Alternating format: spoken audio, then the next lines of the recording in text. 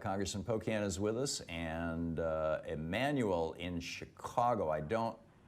Emmanuel, if you're listening on WC, anyhow, go ahead, Emmanuel. What's on your mind? Thom, first of all, I love your show, and I really appreciate your patriotism. I just wanted to ask Congressman Pocan is how they really intend to get their message across that they're not going to, the Democrats are not going to endanger. But let me tell you a story. I was in church Sunday, and one of the bigger churches in Chicagoland area, and the preacher was talking doing the sermon, and he suddenly mentioned socialism and said that Jesus Christ is not a socialist. Let me tell you, you're not going to be fooled this time. There's a lot of fear. There's a lot of fear amongst poor people, black and white, that socialism is going to deny them the opportunity to pull themselves up from the bootstraps, as the saying goes. But and people who are trying to hold on to their tax cuts and stuff is using those terms to put fear in these people's minds.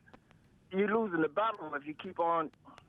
If you don't start differentiating what kind of socialism we're speaking of, because people who are not politically inclined are not really looking at the details of it. You have to explain it to them. What do you guys intend to do to make your positions clear? Sure, Emmanuel. I think that's a great and fair question. You know, I think whenever you take the bait from the other side, you're losing, right? If you're explaining, you're losing. And they want to put out this term that, quite honestly, a few people embrace, but it's not something that's generally a term that Democrats use. You know, we actually go around saying "for the people." We have an agenda that we put out last fall, and we won the majority in the House of Representatives based on. So I think to take their bait and go down that path isn't necessarily the best thing. I think it's really talking about the policies we're trying to put forward around health care, around raising people's wages, around trying to deal with the culture of corruption in Washington.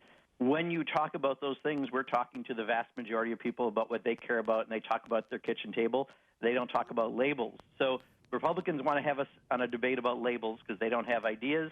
I think if we actually not just talk about, but act on and pass legislation that's strong on those values, we will be in a really good place, and that's what I try to do while I'm in Congress.